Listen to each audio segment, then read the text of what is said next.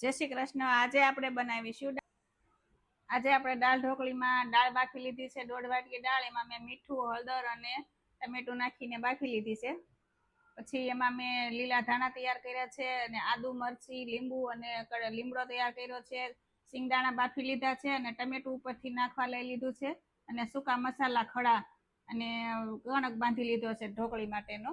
એમાં મેં લોટમાં બેસનનો લોટ લીધો છે અને એની અંદર મેં હળદર, મીઠું, મરચું, ધાણા જીરું બધું નાખીને કણક બાંધી લીધી છે અને રૂટિંગના બધા મસાલા રેડી કરી લીધા છે।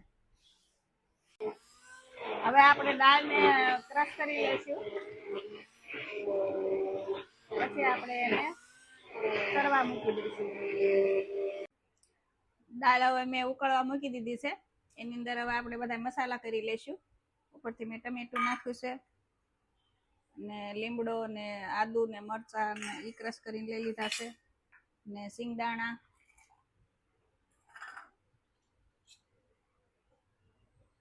અડધી ચમચી હળદર અને મીઠું ઉમેરી દઈશું। 2 ચમચી મેં મીઠું નાખ્યું છે અને ગળપણ ખટાશ તમે ખાતા હોય એ પ્રમાણે ઉમેરી દેવાની છે। મેં 2 ચમચી ખાંડ ઉમેરી દીધી છે।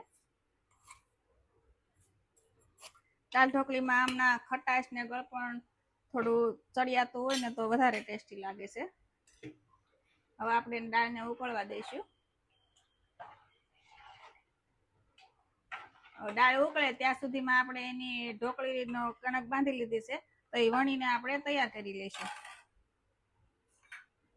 કણક તૈયાર કરી હતી એના આપણે લુવા કરી અને ઢોકળી વણી લઈશું। હવે આપણે ઢોકળી વણી લઈએ છીએ। વટામણ માટે થોડોક કોરો લોટ લેવાનો અને ઢોકળીને સરસ મજાની પતલી એવી વણી અને કટ કરી લેવાની। મેં 1 વાટકી લોટ લીધો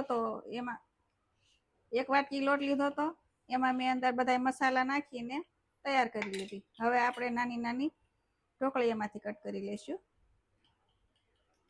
સરસ મજાની નાની નાની કરીને તો ખાવામાં સારી પડે।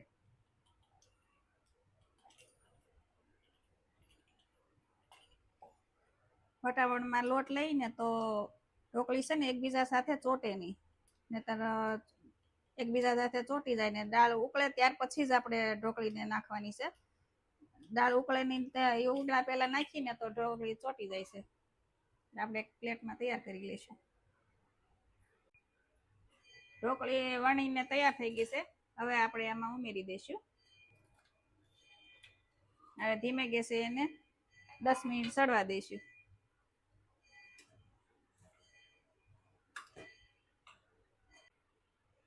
હવે આપણે દાળને તડકો મારી દઈશું।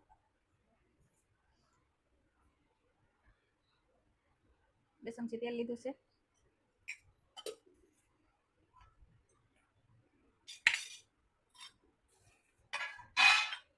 તેલ ગરમ થાય એટલે આપણે એમાં સૂકા મસાલા નાખી દઈશું। ચકરી ફૂલ છે, તજ છે, લવિંગ છે, સૂકા મરચા છે, બધું નાખી દઈશું અને રાઈ નાખીશું।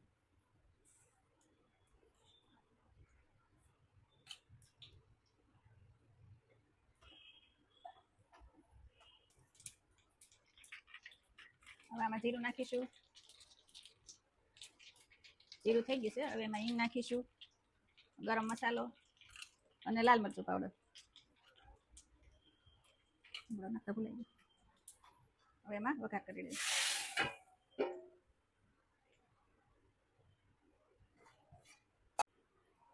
દાળ ઢોકળીનો આપણે વઘાર થઈ ગયો છે। હવે અમે ઉપરથી લીલા ધાણા નાખી દઈશું તો સરસ મજાની ખાટી મીઠી દાળ ઢોકળી આપણી રેડી થઈ ગઈ છે। હવે આપણે એને સર્વિંગ બાઉલમાં કાઢી લઈશું। તૈયાર થઈ ગઈ છે આપણી સરસ મજાની ખાટી મીઠી દાળ ઢોકળી।